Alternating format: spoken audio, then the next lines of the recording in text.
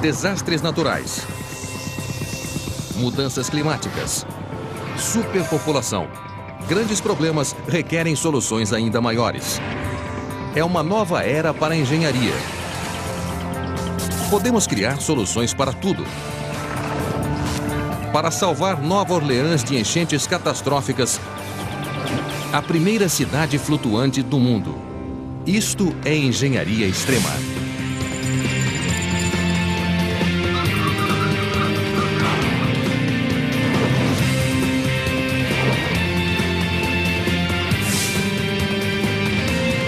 Engenharia extrema.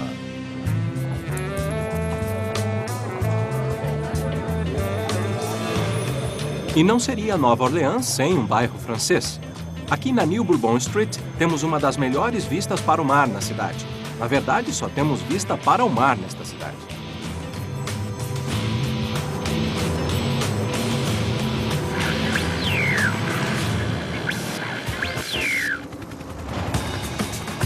Para planejar o futuro de Nova Orleans, é preciso lidar com os problemas da cidade hoje. Esta cidade histórica, lar do jazz Dixieland, bayonets e músicos de rua, está sob cerco. Furacões cada vez mais fortes ameaçam inundar esta joia do sul. Há mais de 150 anos, esta era a cidade mais rica dos Estados Unidos. Mas em anos recentes, grandes inundações a deixaram à beira do caos. Situada no fundo de uma gigantesca depressão geológica em forma de tigela, Nova Orleans é cercada de água por todos os lados. Lago Pontchartrain, ao norte, Lago Borgne, a leste, e o Grande Mississippi, ao sul. O aquecimento global está aumentando a quantidade e a força das tempestades. O nível da água subiu quase 30 centímetros. E, ao mesmo tempo, o peso da cidade a faz afundar lentamente no solo úmido de Louisiana, numa razão de 2,5 centímetros por ano. Quando o furacão Katrina atingiu Nova Orleans em 2005, a tempestade inundou 80% da cidade. –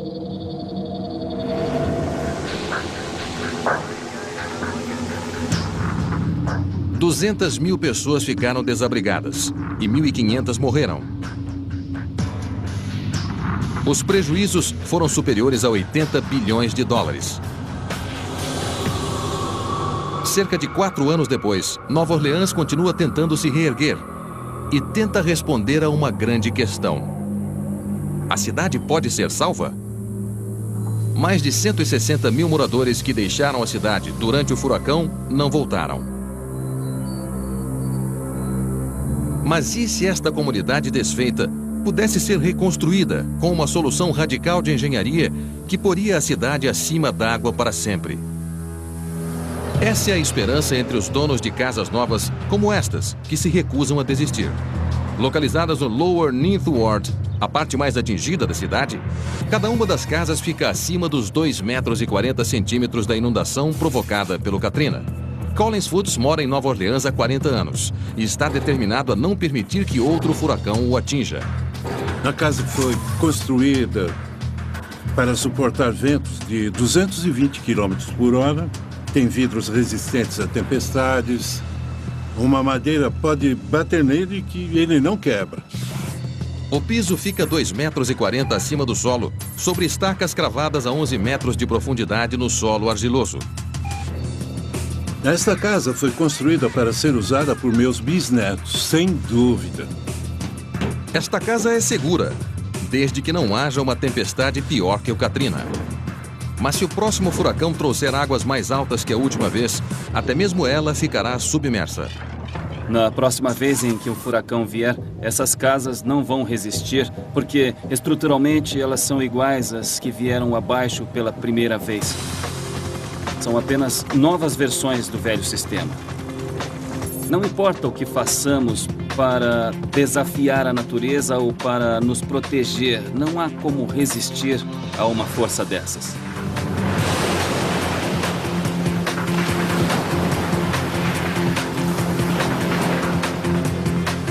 Assim, em vez de combater o inevitável, alguns engenheiros propõem um plano audacioso: criar uma cidade flutuante. Cortando os laços com a terra, os moradores permanecerão sempre secos e no alto. E há vantagens financeiras. A casa de Colin Foots requer fundações cravadas bem fundo no solo argiloso de Louisiana, além de madeira e vidro resistentes a tempestades. Nada disso seria preciso na nova cidade, flutuando próxima da antiga Nova Orleans, subindo e descendo com a água, não mais sendo coberta por ela. De certa forma, nós estamos pedindo a água emprestada à natureza para este experimento, na esperança de que a conclusão desse experimento torne a nossa relação com a natureza muito melhor de uma forma global. Não é tão louco quanto parece. A tecnologia atual nos permite realizar esta ideia. Avanços na ciência dos materiais, projetos náuticos e construções marítimas tornam possível uma cidade flutuante. Podemos construir? Sim, podemos. Seja lá o que for, nós podemos construir. Não é uma questão de poder construir, mas sim de como construir. Para a cidade flutuante dar certo, ela precisa fazer uma coisa que a antiga Nova Orleans não conseguiu: resistir a um furacão. Para isso, os projetistas terão de estudar o furacão Katrina e as falhas da engenharia que se seguiram. Enquanto não aprendermos as lições da natureza, continuaremos tendo prédios e ambientes devastados por desastres naturais. E Nova Orleans é um exemplo disso.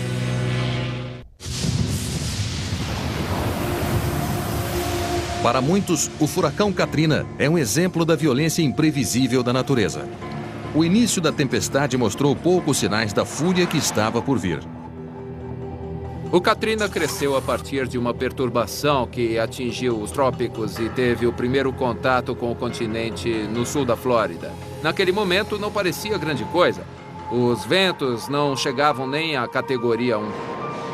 Quando o Katrina passou pela Flórida, a tempestade repentinamente piorou. Ele entrou na área do Golfo do México, que tem as águas mais quentes dos trópicos. Ali havia uma grande fonte de energia que poderia ser absorvida. E aconteceu. E ele cresceu e se tornou um sistema realmente importante. Quando o furacão estava a caminho de Nova Orleans, um alerta de evacuação foi dado. Muitos saíram, mas outros acreditaram que as defesas da cidade, barragens, muros de contenção e canais os protegeriam, como já havia ocorrido em tempestades anteriores. Mas desta vez foi diferente. Nova Orleans poderia ter resistido aos ventos e à chuva trazidos pelo Katrina, mas foram as ondas de 9 metros de altura provocadas pela tempestade que cobriram a cidade.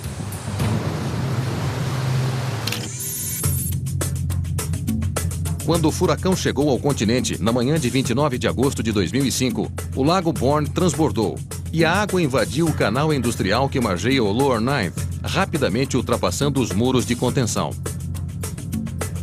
Ao mesmo tempo, uma onda de 4,5 metros vinda do Lago Pontchartrain invadiu os canais da Rua 17 e da Avenida London, inundando a cidade. No total, 83 barreiras de contenção de Nova Orleans falharam. Podemos fazer obras para suportar ventos de determinada velocidade e determinada força, mas a coisa mais difícil de conter são as ondas gigantes de rebentação. Uma parede de água impressionante de 3 a 6 metros de altura.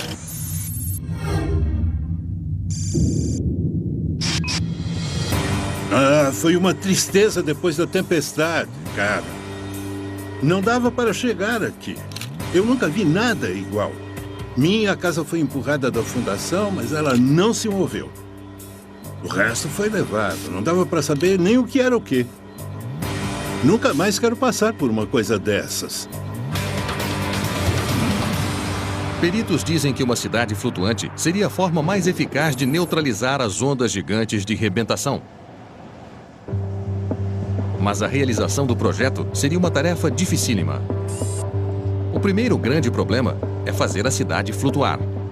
A base da cidade deve ser projetada para ser ao mesmo tempo flexível o bastante para resistir a ondas turbulentas e estável o bastante para suportar centenas de construções e centenas de milhares de pessoas. A cidade inicialmente ficaria ancorada próxima à costa para se aproveitar dos recursos da antiga Nova Orleans. Mas a ameaça de tempestades e a atração de áreas de pesca férteis pode levar ao abandono completo da terra, flutuando para mar aberto, onde seria necessária uma infraestrutura independente para produzir energia, alimentos e água e defesas robustas para proteger a população. Será um processo longo e complexo passar do que temos no oceano agora, barcos e navios, para toda uma civilização lá com várias cidades. Eu quero construir algo parecido com os Estados Unidos do início dos anos 20, quando as mais inteligentes e mais dedicadas pessoas do mundo diziam: eu sei que se for lá e trabalhar duro, eu posso fazer uma vida para mim. E para isso nós temos que baixar ao máximo os custos. Temos que fazer obras inteligentes para pegar esse ambiente hostil e torná-lo habitável. Nós temos que pensar muito nas possíveis falhas para evitá-las. É claro que se estamos no meio do mar e alguma coisa quebra, o problema é grande. Não dá para parar no próximo posto e aí mandar alguém consertar. Podemos estar a 2.000 quilômetros do posto mais próximo. Há muito em jogo. Nova Orleans precisa de uma solução grande o bastante para resolver seus problemas. O fracasso não é permitido.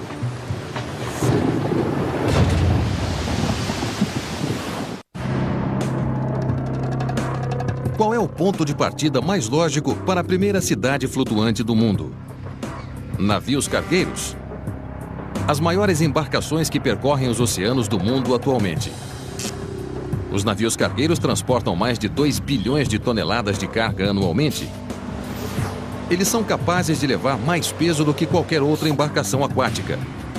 E tem muito a ensinar aos engenheiros da Nova Orleans flutuante.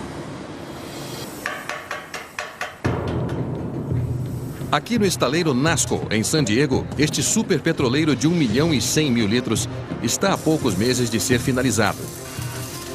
Mas prazos apertados não são problema, pois um processo revolucionário torna a construção desses enormes navios mais rápida do que nunca.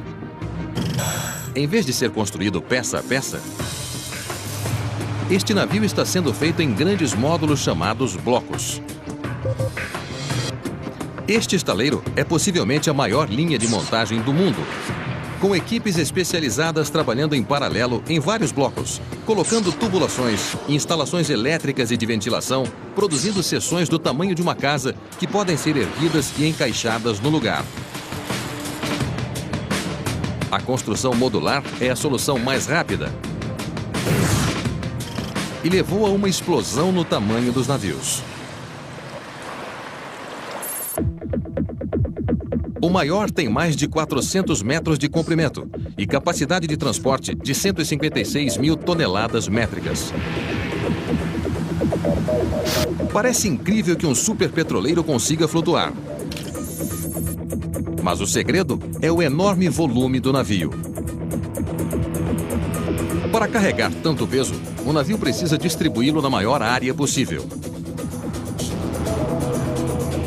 Por outro lado, barcos menores não levam cargas pesadas e, portanto, exigem uma superfície muito menor na parte inferior para flutuar.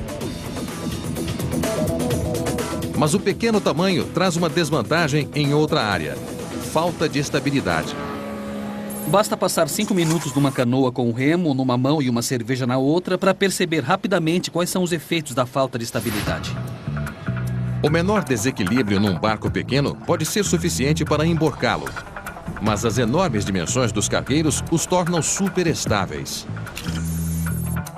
Se tiver uma coisa com 10 metros de largura, 10 de comprimento e 10 centímetros de altura, a flutuabilidade será distribuída numa grande área e poderá ter várias pessoas andando em cima dela, que não fará muita diferença em termos globais, onde está o peso, o centro de gravidade, porque está espalhado numa grande área. Este é o segredo para uma Nova Orleans flutuante, onde o tráfego irregular de moradores e novas construções constantes provocariam mudanças drásticas nas concentrações de carga. Se tivermos uma estrutura longa e larga, podemos mudar bastante o centro de gravidade, sem comprometer a estabilidade da estrutura. A plataforma da cidade poderia ser construída em grandes blocos que depois seriam encaixados formando uma única estrutura gigantesca. Na NASCO, essa coreografia complexa de montagem é a verdadeira arte do processo. Isso porque os blocos não têm tamanhos nem formatos padronizados. Na verdade, cada bloco é uma peça única do quebra-cabeça. A montagem requer dezenas de operários e essas duas gruas de 300 toneladas. No estaleiro, elas são chamadas de sumos. Hank Hall é o homem que as controla. O meu nome é Hank Hall. Eu comando todas as gruas e sou o responsável pela movimentação dos blocos. Aqui no estaleiro, eu sou o supervisor de içamento. Hoje, Hank fará um transporte delicado. Ele terá de erguer e colocar este motor a diesel em um vão de 6 por 9 metros na popa do navio. É o coração de todo o navio. Mas são necessárias somente 8 cordas para erguê-lo. Elas são feitas de Kevlar, o mesmo material usado em coletes à prova de balas. Cada corda suporta 50 toneladas. Oi, bom dia. Tiramos a base, então o peso deve cair um pouco. Acredito que vai ficar entre 260 e 275.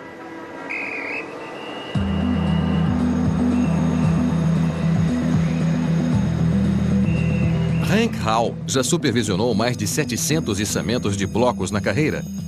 Ele afirma que cada um deles tem características únicas, pois tem um formato e é encaixado de forma diferente que o vizinho. Assim que o bloco está posicionado acima do navio, ele está pronto para ser baixado em seu lugar. E como vocês podem ver, os espaços são apertados. E o principal aqui é descer em total segurança e não causar nenhum dano. Hank e sua equipe trabalham com os operadores das gruas 17 andares acima deles, deslocando o motor de 280 toneladas para frente e para trás por alguns milímetros, posicionando-o com perfeição. Finalmente, Hank autoriza e o motor é apoiado na base. Quando comecei a trabalhar aqui, meu chefe disse que construir um navio é um trabalho sujo, perigoso e exigente. E neste caso, quero ter a certeza de que não vamos olhar para trás e dizer que poderíamos ter feito diferente, seja porque machucamos alguém ou porque danificamos alguma coisa. Um dos rapazes escreveu no capacete: xadrez, não damas. É o que procuramos fazer.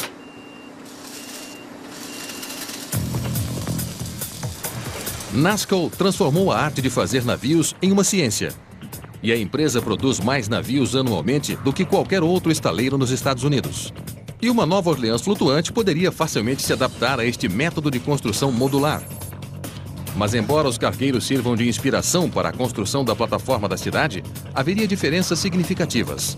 A construção de uma base grande o bastante para suportar uma cidade exigiria uma grande quantidade de aço. O casco se estenderia 90 metros abaixo da água e o navio-cidade seria maior do que os 3 maiores estaleiros do mundo juntos. Mas o maior problema para o navio-cidade é que um oceano turbulento atacaria de todos os lados, impondo uma tensão insuportável à estrutura. O maior desafio para a engenharia são as ondas. Ondas são grandes, imprevisíveis e têm toneladas de energia. A ação das ondas no oceano não é apenas uma questão de água subindo e descendo. Ela se move, na verdade, gira.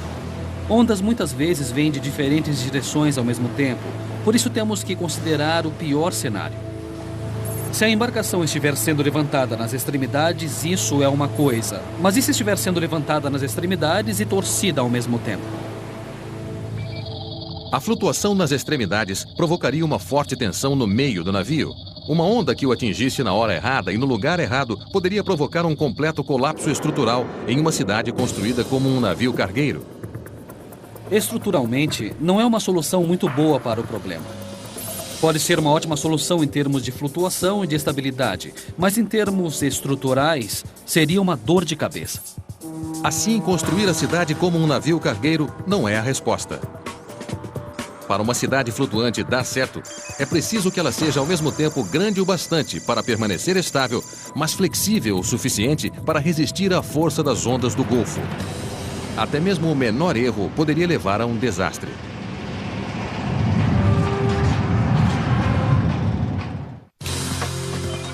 Engenheiros da Nova Orleans Flutuante terão de levar as tolerâncias do projeto ao limite para resistir às águas turbulentas do Golfo do México. E também precisam aprender com os desastres que atingiram Nova Orleans no passado. Enquanto não aprendermos as lições da natureza, continuaremos tendo prédios e ambientes sendo devastados por desastres naturais. Temos que admitir que estamos errados e que a natureza está certa. E temos que nos apressar e estudar a natureza antes que seja tarde. E qual é a resposta da natureza ao problema da plataforma flutuante? Ilhas de vegetação vivas, flutuando livremente na superfície de lagos extremamente fortes e muito flexíveis. Em vez de ser rígida como uma plataforma flutuante gigante, ela lembra mais um tipo de membrana flexível. Assim, quando as ondas puxarem, torcerem e empurrarem, o sistema estrutural vai ceder e vai flexionar como um organismo vivo. Ilhas flutuantes se formam quando sistemas de raízes de plantas aquáticas se fundem e se soltam do fundo do lago. Com até 1,80 m de espessura e uma área superior a 8 hectares, elas são encontradas em todo o mundo. E aqui, no Lago Titicaca, no Peru, elas inspiraram plataformas artificiais feitas com plantas capazes de suportar vilas com 2.000 pessoas. Essas ilhas indicam o caminho para uma Nova Orleans flutuante, não uma única estrutura rígida, mas centenas de plataformas interligadas formando uma enorme superestrutura, grande o bastante para permanecer estável, mas flexível o suficiente para acompanhar o movimento da água. Do ponto de vista estrutural ou mecânico, nós não estamos considerando uma plataforma monumental que precisa lidar com as forças da natureza e do mar também. Estamos falando de várias coisas menores que podem ser conectadas de forma flexível, que podem se deslocar de forma independente. E se uma grande onda vier, a coisa toda pode se mover com a onda. E esse é o segredo. E é assim que a natureza criaria uma estrutura gigante como essa. A mesma ideia está ganhando força num país a 8.000 quilômetros de distância.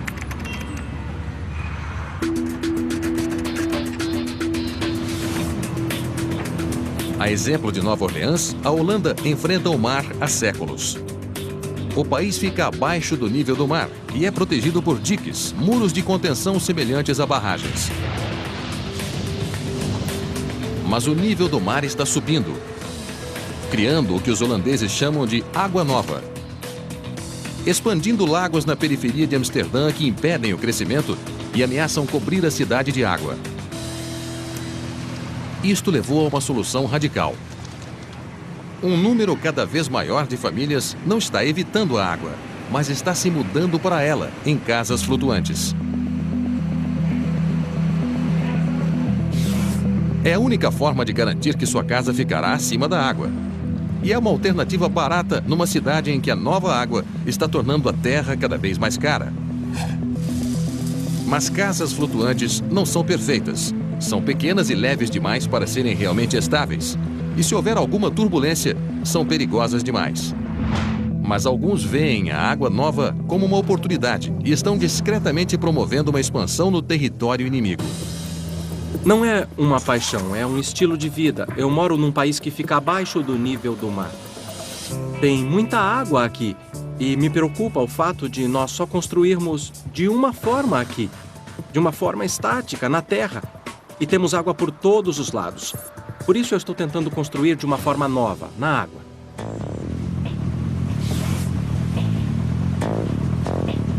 Esta é a ideia inovadora de Cohen, uma revolução para a cidade flutuante.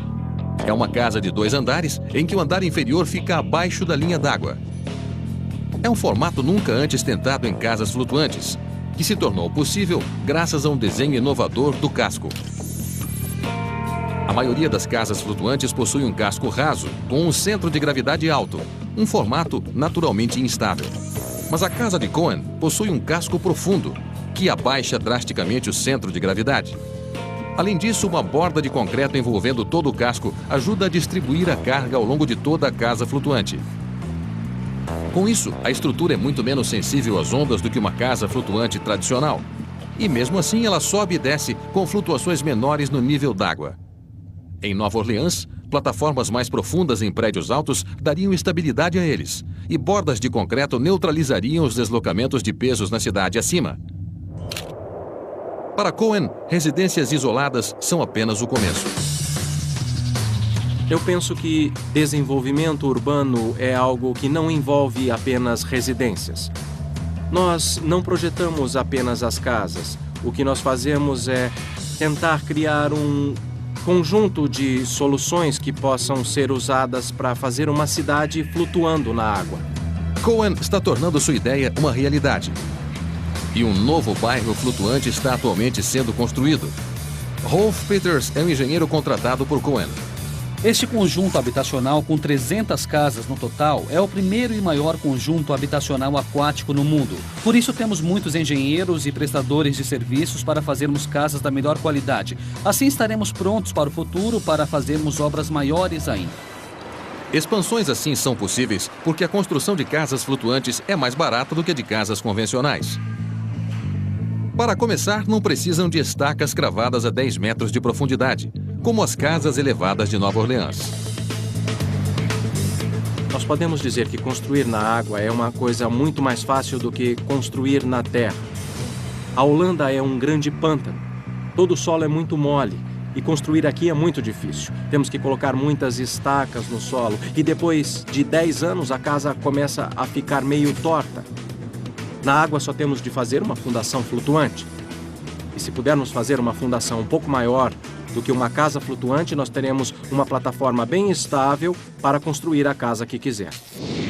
As casas podem ser feitas em locais fechados e transportadas até o destino. Aqui na ABC Arkenbaum, nas proximidades de Amsterdã, 22 casas flutuantes estão sendo construídas. Cada casa começa a ser construída em uma das áreas de trabalho na fábrica, a chamada doca seca. Quando o casco inferior de concreto é terminado, tem início a construção da parte superior com a fusão de casa e plataforma, tornando o conjunto forte e inseparável. Depois que é terminada, a casa é levada pela água até o destino final. Cada casa leva 4 meses para ser feita. Dentro de 5 anos, todas as 300 casas de Amsterdã estarão prontas. E a eficiência deste modelo de produção seria ainda maior em Nova Orleans.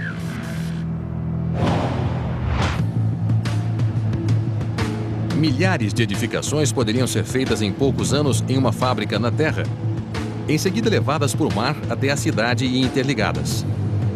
Plataformas padronizadas com prédios pré-fabricados permitiriam o rápido crescimento da cidade, expandindo exponencialmente em todas as direções. E os moradores poderiam mudar-se para suas casas flutuantes imediatamente. Após os desastres, como no caso do Katrina, as pessoas ficam um pouco mais dispostas a aceitar essas tecnologias. Essas coisas só serão aceitas depois de um grande desastre. Uma Nova Orleans ao longo da costa é possível, mas os engenheiros querem ir além, cortando totalmente os laços com o continente. Para isso é preciso encontrar uma forma autossustentável de fornecer comida, água e eletricidade para os 300 mil habitantes da cidade. Não é uma tarefa fácil, mas não é impossível.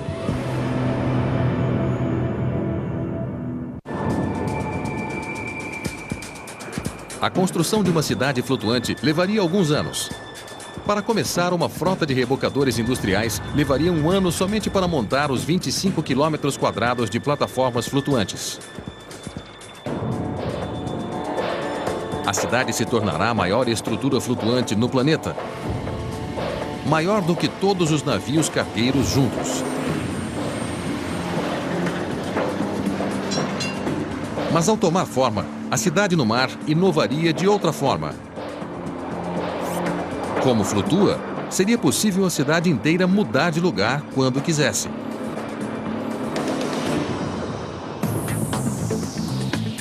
Mas embora uma Nova Orleans móvel apresente novas oportunidades, também apresentará desafios de sustentabilidade. Próxima do continente, Nova Orleans poderia utilizar a rede de serviços da antiga cidade. Mas uma vez longe da costa e em movimento, a cidade teria de extrair seus recursos do oceano. No início, teremos de plantar no continente e importar muitas coisas de lá. Com o crescimento da economia, as cidades ficando maiores, elas poderão se tornar mais autossuficientes e autossustentáveis. As sementes para uma cidade flutuante totalmente autossuficiente existem atualmente nos navios de cruzeiro. Eles têm a função de manter os passageiros confortáveis, alimentados e hidratados 24 horas por dia no meio do oceano, durante uma semana seguida. O segredo para viver confortavelmente no meio do oceano é a energia elétrica.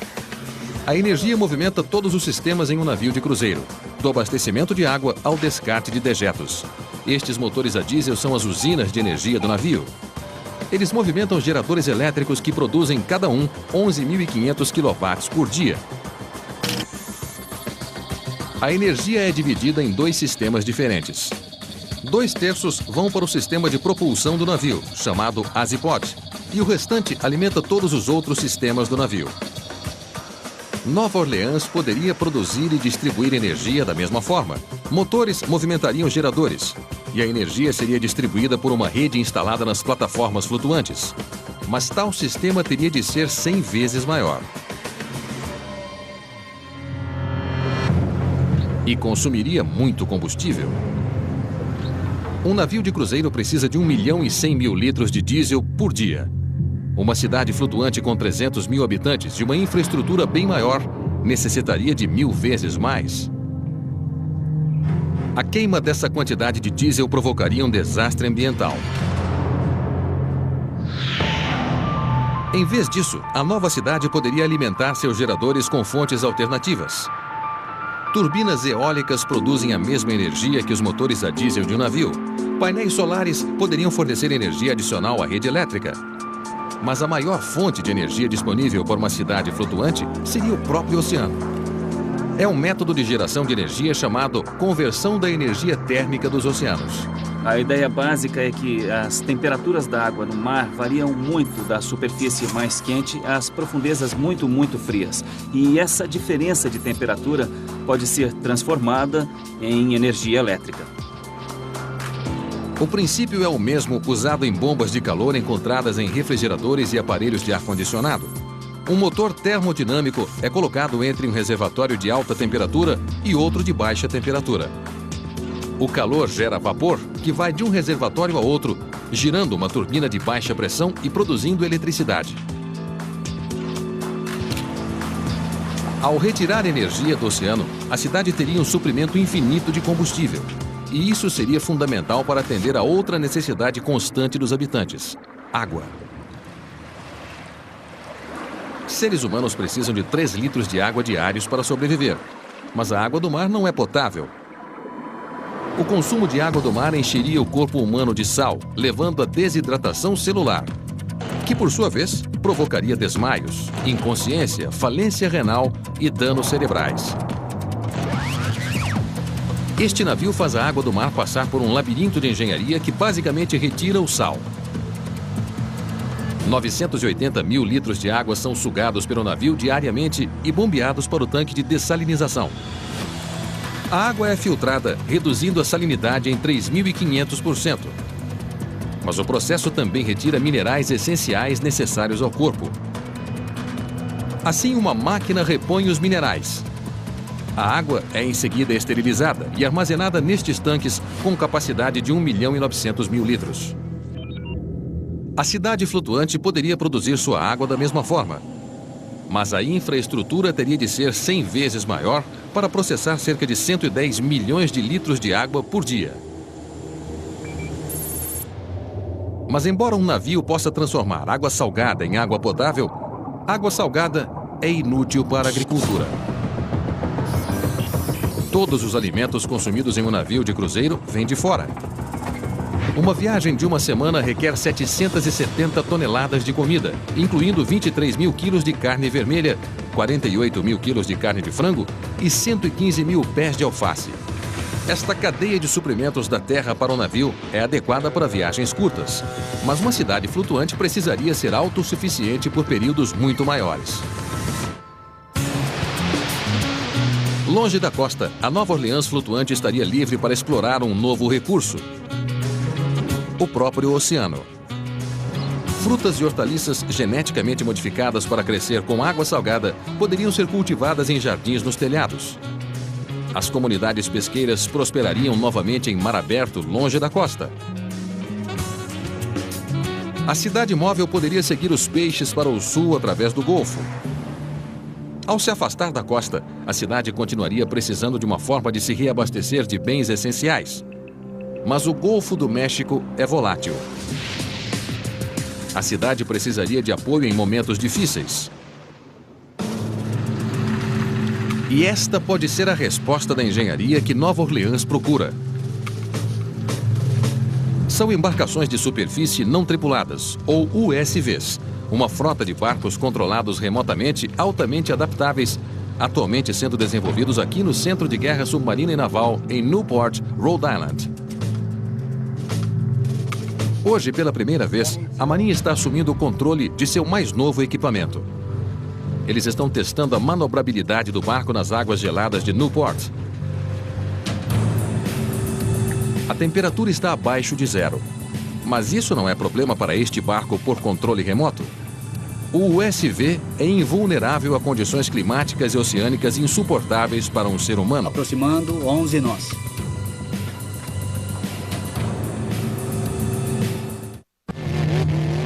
Nova Orleans não terá vencido todos os obstáculos enquanto não passar por um teste final. A temporada de furacões. Se Nova Orleans se tornar uma cidade flutuante, grandes tempestades testarão a engenhosidade de seus engenheiros e a fé de seus residentes com grande frequência.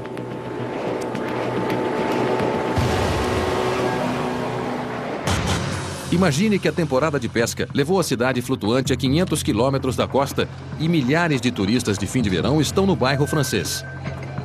A 3.200 quilômetros de distância, uma depressão tropical se forma ao largo da costa da América do Sul. Ela já tem um nome: Lolita. A temporada de furacões está finalmente começando.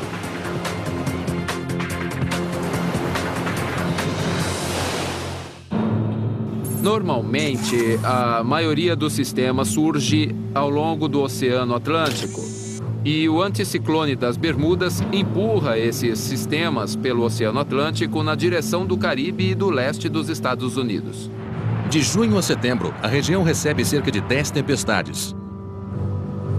O trabalho de Phil Ferrell é ficar de olho nos céus. Como meteorologista em Miami, na Flórida, ele prevê tempestades como o furacão Andrew, que causou prejuízos de 27 bilhões de dólares em 1992, e o furacão Katrina, que provocou 450 milímetros de chuvas no sul da Flórida, a caminho de Nova Orleans. Infelizmente, as tempestades pioram a cada dia. Isso porque o aquecimento global está aumentando as temperaturas no Atlântico e a água quente é combustível para furacões. É uma má notícia para uma cidade flutuante. Desde os anos 60, a temperatura da água no Golfo do México aumentou 1/10 de grau. Pode não parecer muito, mas se continuar a esquentar, será uma energia extra para os furacões se tornarem maiores e mais fortes. Alimentada pelo calor do verão, a tempestade Lolita se movimenta cada vez mais rápido. A tempestade tropical Lolita está ganhando força no Atlântico. Vamos ficar de olho nisso e informar se houver qualquer mudança. Quando entra no Golfo, Lolita se fortalece com a energia das correntes de água quente no local. A tempestade cresce rapidamente. Os ventos ultrapassam 160 km por hora e as ondas ficam com mais de 6 metros de altura. A tempestade tropical Lolita é agora um autêntico furacão, ganhando força enquanto os ventos do Golfo o levam na direção da cidade flutuante. O furacão Lolita está crescendo. Este vai ser grande. Se você está no mar aberto, está por conta própria. As ondas vêm na sua direção cada vez maiores e mais fortes, formando uma parede de água destrutiva. Como se proteger disso? É uma coisa muito difícil. Mas a nova cidade é feita para enfrentar tais tempestades, até certo ponto. As ondas passam por baixo das plataformas modulares em vez de arrebentarem sobre elas, e os danos causados pelo vento são mínimos devido ao perfil baixo da cidade. Mas embora as defesas sejam adequadas para tempestades menores, de categoria 1 ou 2, furacões mais poderosos são outra história. No oceano, as tempestades mudam de intensidade sem aviso. A força de uma tempestade pode mudar drasticamente em questão de horas. E esse é o maior perigo desses sistemas. Podemos nos preparar para a sua chegada, mas é muito difícil nos prepararmos para a sua força. Na antiga Nova Orleans, os habitantes lidam com furacões fugindo deles. Evacuações obrigatórias durante o Katrina salvaram muitos, mas não todos. Planejadores da cidade flutuante não querem se arriscar desta vez. Não há nenhum motivo para enfrentar esses monstros, nenhum, porque você sempre vai perder. Por mais bem protegida que seja a cidade, por mais forte que você pense que ela seja, saia da frente. Os ventos estão chegando a 220 km por hora. As ondas parecem ser extremamente perigosas. Poderemos ter outro Katrina diante de nós. Evacuar 300 mil pessoas em barcos de resgate ou em embarcações não tripuladas não seria realista num mar agitado. Mesmo que isso possa ser feito, talvez não exista terra perto bastante para desembarcar as pessoas. Há quem proponha outra solução. Em vez de evacuar as pessoas, toda a cidade poderia ser projetada para fugir do perigo. Isso poderia ser feito com a ajuda de uma tecnologia moderna de propulsão chamada Azipod.